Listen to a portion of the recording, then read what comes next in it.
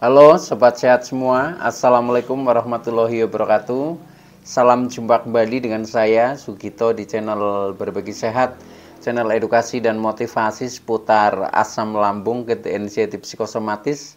Berdasarkan pengalaman saya sebagai orang yang pernah mengalami penderitaan asam lambung, anxiety psikosomatis. Harapan saya khususnya kepada teman-teman yang masih dalam penderitaan asam lambung, anxiety psikosomatis, setelah menonton video ini akan dapat tersugesti dan termotivasi untuk dapat cepat sembuh. Saya bisa sembuh, insya Allah teman-teman pasti juga bisa sembuh. Badai pasti berlalu. Baiklah teman-teman, pada kesempatan kali ini saya akan berbagi seputar asam lambung, anxiety psikosomatis dengan topik memahami tahapan asam lambung hingga membaik. Baiklah teman-teman ya, sebelum saya lanjutkan, tolong yang belum subscribe channel ini, klik subscribe dan loncengnya supaya teman-teman tidak ketinggalan konten video-video berikutnya. Dan jika suka, klik like, selalu bagikan ke sosial media teman-teman. Semoga bermanfaat buat kita semua. Baik, kita lanjutkan. Jadi topik kita kali ini adalah tahapan asam lambung hingga membaik ya, atau hingga sembuh total. Teman-teman semua perlu kita sadari bahwa penderitaan asam lambung, anxiety psikosomatis yang disebabkan oleh multifaktor, baik itu faktor fisik maupun faktor psikis dengan sensasi yang sangat beragam, mulai dari ujung rambut sampai dengan ujung kaki yang sering kita kenal sebagai 1001 rasa sensasi. Memang sungguh luar biasa, sungguh dahsyat dan perlu kita tangani dengan bijak agar penderitaan asam lambung, anxiety psikosomatis dapat cepat membaik atau dapat cepat sembuh total. Nah, khusus pada season kali ini saya sharingkan topik ini ya, yaitu memahami tahapan asam lambung dari awal ya hingga membaik atau hingga sembuh total. Ini penting supaya kita bisa berprogres ya, berprogres menjadi semakin hari semakin membaik dan akhirnya kita terlepas dari jeratan asam lambung, anxiety psikosomatis. Nah, maka dari itu tolong ya simak video ini sampai dengan selesai supaya tidak gagal paham. Dan alangkah baiknya jika teman-teman juga menonton video-video saya yang lain ya, karena di setiap video itu saling melengkapi, saling berhubungan ya. Akhirnya menambah referensi kita tentang seputaran gangguan asam lambung, anxiety psikosomatis jauh menjadi lebih komplit. Nah, dengan komplitnya referensi itu maka akan mempermudah di dalam kita berikhtiar secara holistik untuk keluar dari jeratan asam lambung, anxiety psikosomatis. Sehingga buat teman-teman yang masih merasakan ya sensasi-sensasi ya, mungkin masih keliengan, kepala masih sering berat, mata masih buram, kadang telinga berdenging ya, mulut asam, leher kaku, tensi naik, ke badan rasanya seperti meriang ya, sering pegel-pegel, belum dada yang kadang nyeri, berdebar-debar ya, kadang ada sakit yang berpindah-pindah ya, termasuk perut ya, kadang lambung kita itu sering bereaksi ya, sehingga rasanya menjadi begah, menjadi kembung, menjadi sembelit ya, bahkan perih ya, sehingga kadang kita BAB saja kadang lembek, kadang mungkin diare ya, kadang menjadi tidak lancar dan seterusnya. Nah, itu adalah semuanya permasalahan-permasalahan yang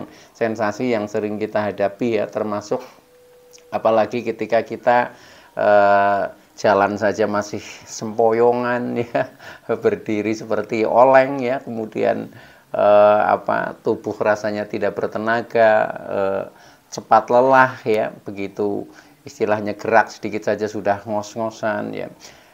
Belum lagi yang tangan rasanya dingin, kaki juga dingin ya, susah berkeringat. Nah, ini semuanya adalah sensasi-sensasi bagian dari 1001 rasa sensasi yang pernah saya alami ya. Nah, untuk itu maka buat teman-teman yang masih merasakan sensasi-sensasi seperti itu tidak usah berkecil hati ya, tetapi yakin saja bahwa ini adalah hanya proses ya yang harus kita lalui, dan pada akhirnya badai pasti berlalu. Jadi kita pasti akan melalui hal itu. Nah, setelah kita melalui hal itu, nah disitulah nanti kita akan mendapatkan kebahagiaan yang luar biasa ya. Bagian daripada hikmah kita mengalami penderitaan asam lambung, ketensiatif psikosomatis. Nah, baik teman-teman ya. Jadi ini perlu kita pahami ya bahwa di dalam kita mengalami penderitaan asam lambung, ketensiatif psikosomatis itu memang seperti ada tahapannya teman-teman ya, ada tahapannya. Setelah saya amati ya, nah itu jadi begini ya, jadi ada fase-fasenya atau tahapan-tahapannya ya, mulai dari tahapan atau fase permulaan hingga sembuh ya. Nah ini saya kelompokkan menjadi 4 ya, jadi fasenya atau tahapannya itu ada 4 ya, yaitu yang pertama adalah fase permulaan ya, kemudian yang kedua fase keterpurukan ya, kemudian ada fase pemulihan ya, kemudian ada fase sembuh, itu seperti itu. Jadi ada 4 hal. Nah ini kita harus mencoba memahami supaya kita tidak kembali lagi ya, tidak kembali lagi ke belakang ya, itu ketika kita sudah membaik, sehingga ini bagaikan tangga yang harus kita lalui ya. Nah saya ingin sampaikan kepada teman-teman yaitu tentang karakternya di setiap fase ya, atau ciri-cirinya, sehingga nanti kita mudah mengenali, wah saya sudah berada di fase mana, itu seperti itu ya. Nah itu, jadi yang pertama adalah fase permulaan ketika kita mengalami penderitaan asam lambung, ketensiatif psikosomatis ya, atau fase ini ya, ini fase yang dalam kebingungan ya, kebingungan. Jadi di permulaan itu kebingungan ditandai dengan kita masih sering shopping dokter ya. Jadi contohnya ya, waktu itu ya di fase permulaan saya itu pertama istilahnya terkena mah, itu seperti itu ya. Jadi ya mah itu ya lambung sama saja ya, itu seperti itu. Nah mungkin asam lambung juga sering meningkat, cuma di situ yang menjadikan saya bingung ya, akhirnya saya harus sering shopping dokter itu tadi ya. Nah itu karena begitu kita berobat ya, kalau misalkan katakanlah sakit perut biasa ya, biasa kita makan obat ya sudah langsung sembuh ya. Tetapi untuk penderitaan ini ya, bahkan sudah berkali-kali ya, sudah dari puskesmas, sudah ke rumah sakit, sudah ke dokter-dokter praktek, kadang seperti itu ya. Nah itu faktanya belum juga tuntas ya, artinya kita masih merasakan lambung sering tidak normal. Nah itu, nah disitulah kita mulai bingung ya, bahkan tidak hanya ke dokter ya, sampai ke paranormal pun itu pernah saya tempuh ya, karena ya yang namanya orang ingin sembuh itu selalu ketika ada informasi apa ya, petunjuk mungkin dari keluarga, mungkin dari saudara, mungkin dari teman ya, kita coba itu seperti itu, siapa tahu itu adalah jalan kesembuhannya ya. Nah itu, tetapi juga masih tetap belum ada perubahan yang signifikan ya, artinya kita masih merasakan sensasi-sensasi, bahkan menjadi semakin terpuruk. Nah ini pengalaman saya itu seperti itu. Nah maka di fase yang kedua, setelah fase permulaan itu kita cukup dibuat bingung ya, karena tidak sembuh-sembuh, walaupun sudah berusaha berobat ke sana kemari ya. Nah akhirnya di fase kedua ini semakin terpuruk ya. Jadi ini saya sebut sebagai fase keterpurukan, yaitu ditandai dengan kita hanya istilahnya paling nyaman itu hanya berbaring ya, hanya tiduran, hanya duduk-duduk, tidak pernah keluar rumah. Nah itu pernah saya alami di fase seperti itu. Ini saya sebut sebagai fase keterpurukan ya, dimana di fase ini memang kecemasan kita itu sangat tinggi, tetapi kita belum paham ya, kita belum paham. Nah ini termasuk rahasia ketika kita mengalami kecemasan atau anxiety disorder dan psikosomatik, tetapi kita tidak tahu bahwa kita sebenarnya hanya gangguan kecemasan ya, atau psikosomatik ya. Nah itu menjadi semakin muter ya, dan rasa-rasa itu menjadi semakin kuat ya. Nah itu contohnya pada saat itu di masa keterpurukan ya, sudah badan menjadi sangat kurus ya. Waktu itu saya turun, berat badannya turun 10 kilo ya, mukanya pucat ya. Pokoknya dilihat itu kita kadang bercermin saja itu takut ya, takutnya yaitu karena sudah kurus, pucat. Nah ini yang terbayang ya di dalam pikiran itu, jangan-jangan ini mendekati kematian, itu seperti itu ya. Nah ketika berpikir seperti itu semakin ini menjadi semakin terasa lagi. Nah inilah di masa keterpurukan ya, bahkan sampai mengalami panic attack. Nah ini juga di masa-masa seperti itu, ketika kecemasan kita masih tinggi ya, termasuk psikosomatik kita juga masih melekat, berpikirnya selalu negatif ya, jangan-jangan terkena penyakit ini, penyakit itu ya, jangan-jangan tidak sembuh, jangan-jangan mendekati kematian, yang dipikirkan itu hanya itu. Nah itu di saat seperti itu yang saya sebut sebagai fase keterpurukan. Ternyata juga di ini apa, di perasaan itu juga menjadi sangat sensitif ya. Contohnya menjadi mudah menangis ya, mudah tersinggung, mudah marah, mudah kagetan. Ini di fase ini. Nah ketika kita belum paham ya, karena kita tidak pernah mengikuti sharing ya, kemudian tidak ada istilahnya motivasi-motivasi, nah itu bisa jadi keterpurukannya menjadi semakin lama ya. Tetapi ketika di situ kita menemukan pencerahan, nah itu nanti akan bisa kembali, Nah ini makanya waktu itu ya, di saat saya sedang terpuruk, nah saya kemudian terus terang saja saya buka-buka YouTube ya, karena juga saya termasuk konten kreator ya, saya sudah punya channel sebelum channel ini saya buat ya, itu saya sudah punya, sehingga saya sering selalu di saat waktu kosong pasti saya buka-buka YouTube ya. Nah waktu itu channel saya itu tentang burung ya, tentang burung. Jadi saya punya ternak burung di rumah ya. Nah itu yang saya bikin channel. Nah waktu itu saya sedang itu buka-buka itu sebenarnya, tetapi tiba-tiba itu saya melihat channel asam lambung itu. Nah akhirnya saya tonton. Nah kemudian seperti saya mendapatkan hidayah ya, hidayah atau karomah ya. Karena apa? Setelah saya menonton itu, saya putar sampai 3 kali. Kemudian ada perubahan perasaan. Duh, saya kok sekarang menjadi merasa lebih tenang, saya menjadi lebih nyaman, saya menjadi lebih ada sedikit keberanian. Nah disitulah kemudian saya panteng, saya ikuti terus ya. Nah akhirnya saya menemukan, oh ternyata ini ya, ternyata masalahnya hanya seperti ini ya. Jadi akhirnya saya menemukan, kemudian saya semakin belajar juga, termasuk dari referensi-referensi lain tentang seputaran ini, gangguan asam lambung ketensiatif psikosomatis. Nah akhirnya saya menjadi paham. Nah setelah paham, kemudian mulai bisa rasanya itu semakin berkurang ya, sakitnya berkurang, kemudian semakin membaik.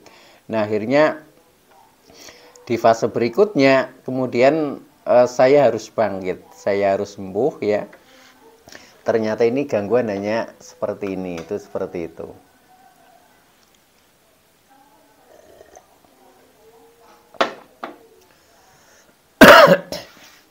Nah setelah saya paham seperti itu, akhirnya saya menjadi, wah kalau seperti ini sebenarnya saya nggak apa-apa.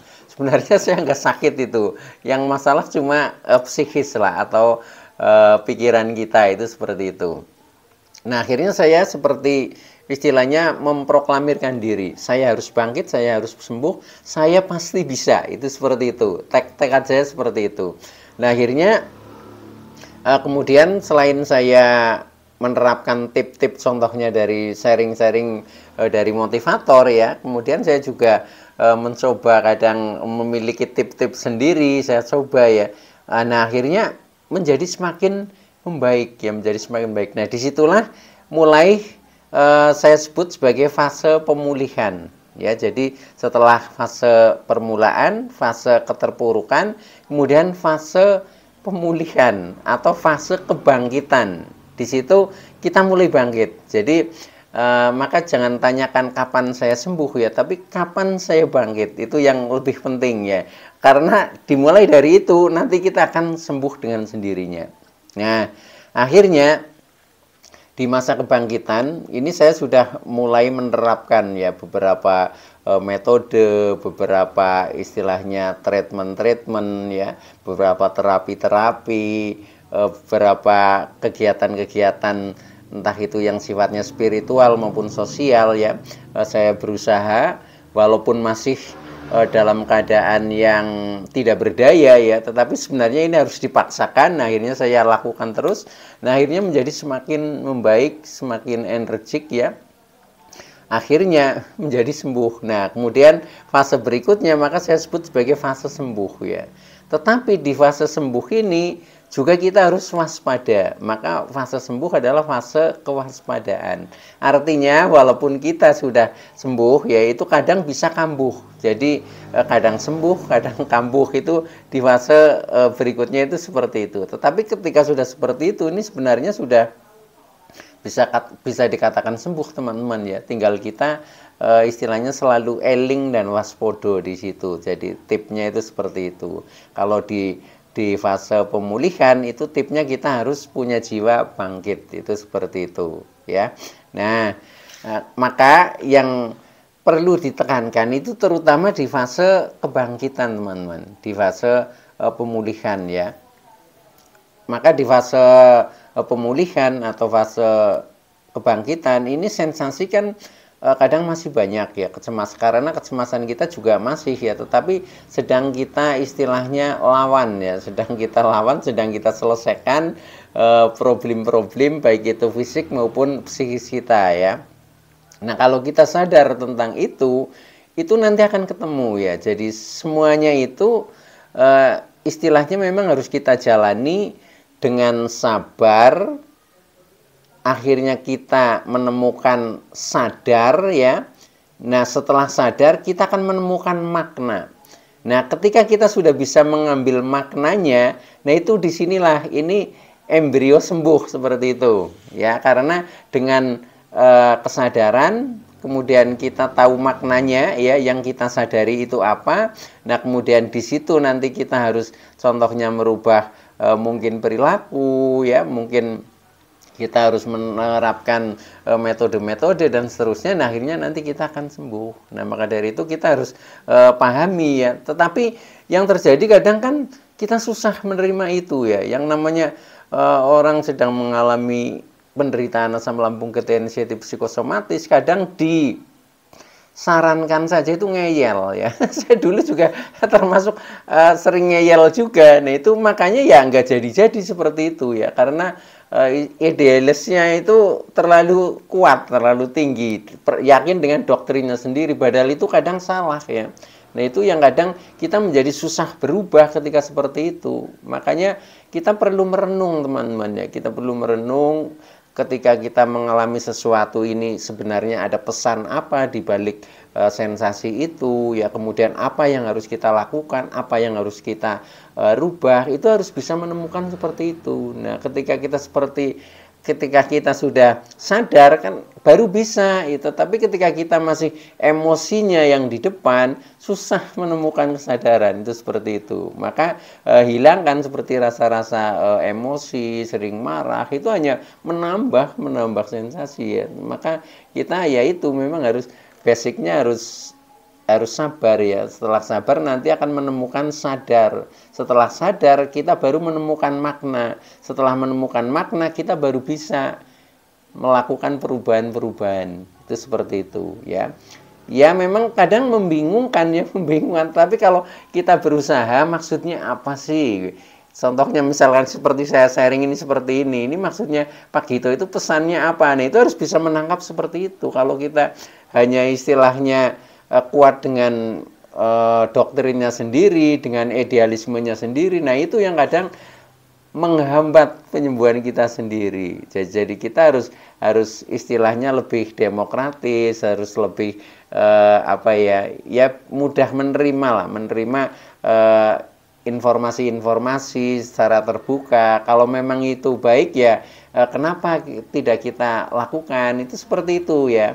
Dengan seperti itu nanti kita akan mudah menemukan kesadaran ya. Akhirnya kita menemukan makna di balik penderitaan. Nah, setelah itu nanti baru kita akan melakukan dan akhirnya kita menjadi cepat membaik. Nah, untuk itu maka ada hal-hal yang dibutuhkan ya, hal-hal yang dibutuhkan untuk pemulihan atau di masa kebangkitan ya. Nah, hal-hal itu antara lain satu, ini yang lebih penting, percaya diri. Jadi kita mulai percaya diri, percaya diri itu yakin lah, pertama yakin untuk bisa bangkit ya. Nah, kemudian hal-hal yang bersifat cemas itu kita kurangi. Jadi yakin untuk bangkit, kemudian kita berusaha jangan cemas, jangan takut ya, jangan apa-apa itu khawatir, was-was ya, itu kalau bisa dikurangi hal-hal itu. Nah, akhirnya yang muncul adalah percaya diri ya. Percaya diri, yakin bahwa dirinya sendiri adalah sehat, dari dirinya sendiri kita pasti bisa ya. Semuanya itu pasti akan terlewati, itu optimis ya. Jadi jiwanya optimis ya. Percaya diri, optimis. Nah, itu yang pertama ya. Ya, optimis untuk sembuh, maksudnya seperti itu teman-teman ya. Kemudian yang kedua, pola makan itu mulai normal saja ya, tetapi dengan waspada. Normal maksudnya berusaha ya, nggak usah pakai pantangan ya. Nah, pantangan cukup diwaspadai ya, itu seperti itu. Karena untuk melatih mental ya, termasuk yang takut itu kan karena tidak punya keberanian ya. Nah, saya itu keberanian mulai timbul, justru saya latih pertama itu dengan berani makan. Karena saya pernah mengalami takut makan juga itu. Karena ketika saya habis makan sensasinya nggak nyaman. Nah, akhirnya menjadi takut makan daripada rasanya nggak enak ya. Muncul sensasi yang nggak nyaman, lebih baik saya nggak makan. Itu pernah seperti itu. Nah, maka dari itu untuk melatih keberanian ya, yang pertama saya berani makan. Jadi makan apa saja kita makan. Nah, tentunya ya kita mulai tumbuhkan mindset yang baik ya. Contohnya makan untuk sehat ya. Semua makanan itu adalah rezeki yang harus kita syukuri, kita nikmati. Nah, dengan seperti itu maka sudah nggak ada lagi pantangan. Tetapi pantangan itu kita rubah hanya sebagai makanan yang diwaspadai. Diwaspadai ya artinya kita boleh makan, tetapi mungkin porsinya cukup sedikit kalau itu makanan pantangan, itu seperti itu. Atau misalkan kita masih menghindari ya nggak apa-apa, karena kita memang masih mewaspadai. Tetapi jangan ditanamkan istilah pantangan ya, karena kalau istilah pantangan itu masih melekat di pikiran kita, begitu kita makan sedikit saja nanti cemasnya itu datang, itu seperti itu ya. Nah, itu yang kedua. Nah, kemudian yang ketiga, aktivitas kegiatan itu usahakan mulai normal saja ya. Ini juga untuk melatih keberanian, karena tujuannya kita kan supaya bisa normal kembali dan bisa beraktivitas normal seperti pada saat kita belum terkena asam lambung, gejala inisiatif psikosomatis sebagai orang yang sehat ya. Tujuannya kan itu. Nah, maka karena tujuannya itu ya sudah, prakteknya langsung itu saja ya. Jadi kita berusaha beraktivitas kegiatan normal. Jadi biasanya mengerjakan apa ya sudah kita kerjakan ya. Walaupun kadang kan kita ya, karena kita sensasinya masih seperti ini kadang kan rasanya tidak bisa melakukan hal itu. Nah, itu sebisanya teman-teman, sebisanya, semampunya. Kalau memang sensasi muncul dan kita tidak bisa menahan ya kita berhenti dulu. Itu seperti itu latihannya teman-teman ya. Jadi kita lakukan saja. Contohnya pada saat saya masih berjalan saja sering oleng ya, sering sempoyongan ya. Saya jalan itu dengan sangat pelan ya, sangat pelan, tapi tetap berjalan. Itu kuncinya seperti itu. Ternyata kalau seperti goyang ketika kita jalan pelan ya, kok masih goyang, berhenti, tetapi tetap berdiri ya, tetap berdiri. Itu ternyata nggak apa-apa kok, itu seperti itu. Nah, akhirnya kita berjalan latih dengan pelan. Jadi segala sesuatu di dalam kita melatih untuk beraktivitas normal, lakukan dengan lamban ya, dengan pelan seperti itu. Contohnya ketika kita melakukan sesuatu dengan pelan itu juga ini energi kita tidak cepat habis ya. Jadi biasanya kan kita gerak sedikit saja ngos-ngosan. Nah, itu menjadi lebih tahan, itu seperti itu. Nah, itu. Jadi yang ketiga adalah lakukan aktivitas normal. Nah, kemudian yang terakhir ya, yang keempat ya, ketika kita sudah di fase kebangkitan atau pemulihan secara spiritual ini kita harus banyak mendekatkan diri ya kepada Tuhan Allah Subhanahu wa taala ya. Bagaimanapun juga ya, apapun yang kita alami, apapun yang kita terima itu atas kehendak Allah ya. Maka dari itu ya sudah, kita pokoknya harus bisa pasrah ya, mendekatkan diri, itu semuanya nanti akan baik-baik saja ya. Seperti rasa ketakutan pun akan terkikis ya, karena kita sudah punya sandaran yaitu kepada Sang Pencipta, itu seperti itu. Insya Allah dengan seperti itu, dengan istilahnya optimis, kita akan cepat membaik teman-teman ya. Jadi tidak usah istilahnya takut, tidak usah cemas, pasti akan berlalu ya, badai pasti berlalu. Baik teman-teman ya, itu dulu yang bisa saya sampaikan, kurang lebihnya mohon maaf ya. Terima kasih atas like, subscribe, serta komennya. Saya Sugito dari channel Berbagi Sehat. Saya bisa sembuh, insya Allah teman-teman pasti juga bisa sembuh, badai pasti berlalu. Oke, terima kasih. Wassalamualaikum warahmatullahi wabarakatuh.